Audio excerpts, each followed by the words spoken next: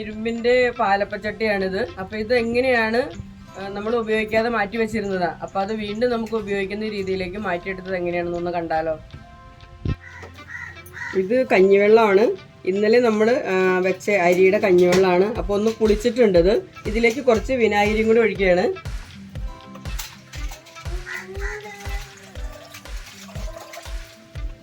ഒരു 1/4 ലിറ്ററുള്ള വിനാഗിരി ഒഴിച്ചിട്ടുണ്ട്. ചട്ടിയിലേക്ക് ഞാൻ ഒഴിക്കുകയാണ്. ചട്ടി മുങ്ങുന്ന രീതിയിൽ വേണം ഇത് ഒഴിക്കാനായിട്ട്. ഇതൊരു 4-5 മണിക്കൂർ നമുക്കിങ്ങനെ ഒഴിച്ചു വയ്ക്കാം.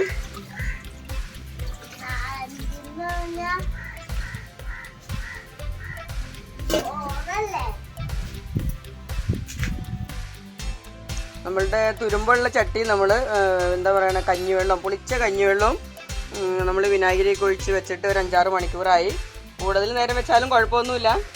ഞാൻ കുറച്ചും കൂടെ വെള്ളം ഒഴിച്ച് നിറച്ച് വെച്ചിട്ടുണ്ടായിരുന്നു.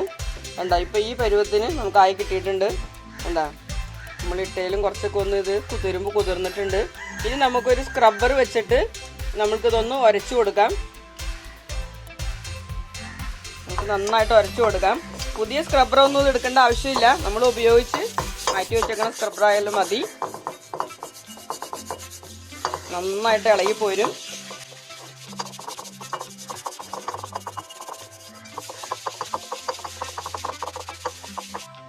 നമുക്കിതിലൊന്നും കൂടെ മുക്കി കഴുകിയെടുക്കാം.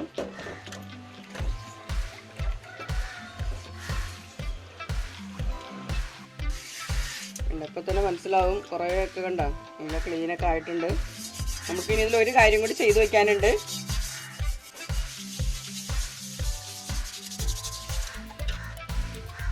നമുക്ക് ഈ വെള്ളത്തിൽ തന്നെ ഇടാം. നമുക്ക് വേറൊരു കാര്യം ചെയ്തു വന്നിട്ട് നമുക്ക് ഇതിൽ നിന്ന് പുറത്തെടുക്കാം. നമ്മളുടെ നാട്ടിൽ സുലഭമായിട്ട് ഇപ്പോൾ കിട്ടുന്ന ഒരു പുളിയാണിത്, ഇരുമ്പൻ പുളി. ഈ പുളി നമുക്കൊന്ന് അരച്ചെടുക്കണം. ഇനി ഇതാണ് നമ്മൾ ചട്ടിയിൽ നമ്മൾ തേച്ച് വയ്ക്കുന്നത്. അതിൻ്റെ കൂടെ നമുക്ക് കുറച്ച് ഡിഷ് വാഷും കൂടി നമുക്ക് ചേർക്കേണ്ട ആവശ്യമുണ്ട്. അപ്പോൾ നമുക്കിത് അരച്ചെടുത്തിട്ട് വരാം. ഇത് ഞാൻ ഉണ്ടാക്കിയത് തന്നെയാണ്. അപ്പോൾ നമുക്കിത് ചെയ്തിട്ട് വരാം. നമ്മുടെ ചട്ടിയുടെ തുരുമ്പൊക്കെ ഒരു പരിധി വരെ പോയിട്ടുണ്ട്. നമ്മൾക്ക് ഈ ഇരുമ്പൻ പുളി അരച്ചത് നമുക്ക് ഇതിലേക്ക് ഒഴിക്കാം. കുറച്ച് ഡിഷ് വാഷും കൂടി നമുക്ക് ഇതിലേക്ക് ഒഴിക്കാം.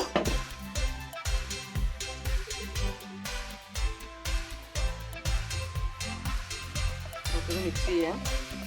മിക്സ് ചെയ്ത് നമുക്ക് ഇതിലേക്ക് ഒഴിച്ച്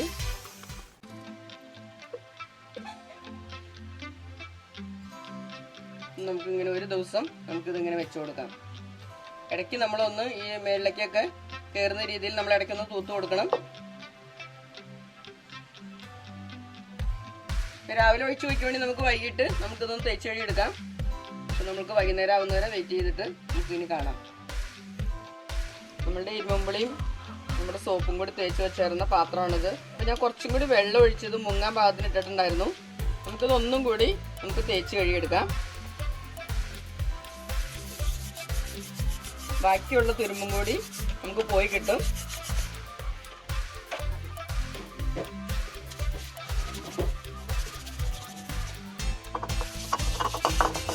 നല്ല ക്ലീനായി വന്നിട്ടുണ്ട്.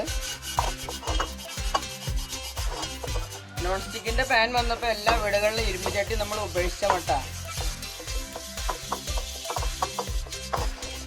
നമുക്ക് ഇതിലേക്ക് കുറച്ച് ഓയിൽ തടവി വെക്കാം. വെളിച്ചെണ്ണയോ വെജിറ്റബിൾ ഓയിലോ എന്ത് വേണമെങ്കിലും നമുക്ക് ഇതിൽ തടവി വെക്കാം. ഡാൽഡയോ പിന്നെ എണ്ണയൊന്നുമില്ല. ആ വെള്ളത്തോടു കൂടി തന്നെ നമ്മൾ ഇതിലേക്ക് തൂത്ത് വയ്ക്കുവാണ്.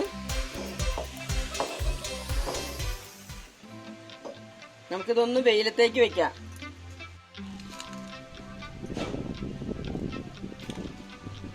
നമുക്കിതൊരു 2 ദിവസം നമുക്ക് വെയിൽ കൊള്ളിക്കേണ്ട ആവശ്യമുണ്ട്. നമ്മളുടെ ചട്ടി വെയിലത്ത് നമ്മൾ എണ്ണ വരട്ടി വെച്ചേർന്നതാണ്. വെച്ചൊന്നും എടുക്കാൻ പറ്റിയില്ല. ഇതിപ്പോൾ ഒരു ദിവസം കൂടുതലായിട്ടുണ്ട്.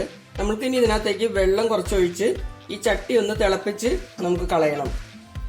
അതിൽ തുരുമ്പുണ്ടെങ്കിൽ പോകാനാണ്. അപ്പോൾ ഇപ്പോൾ നമുക്ക് സ്റ്റവ് ഓണാക്കിയിട്ട് ഇതിലേക്ക് വെള്ളം ഒഴിക്കാം. നമുക്ക് എണ്ണയിലേക്ക് തന്നെ ഈ വെള്ളം ഒഴിക്കാം. അപ്പോൾ അതിൽ തുരുമ്പ് എന്തെങ്കിലുമൊക്കെ ഉണ്ടെങ്കിൽ ഇത് പോകാനാണ്. അപ്പോൾ ഈ വെള്ളം തിളയ്ക്കണ വരെ നമുക്കൊന്ന് വെയിറ്റ് ചെയ്യാം.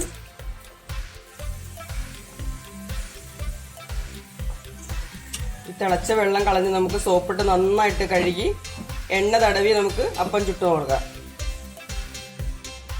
അല്പം എണ്ണ തടവി കൊടുക്കാം.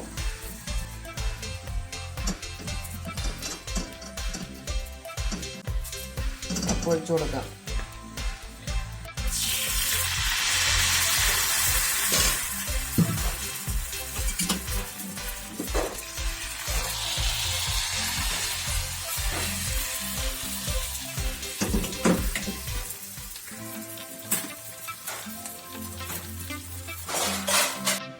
നമ്മുടെ അപ്പം ആയിട്ടുണ്ട്. ഒരു 15 വർഷത്തോളം നമ്മൾ മാറ്റിയിട്ടായിരുന്ന ചട്ടി വളരെ ഈസി ആയിട്ട് പോകാനുണ്ടോ. ഇനി നമുക്ക് ഈ ചട്ടി ഇഷ്ടം പോലെ ഉപയോഗിക്കാം.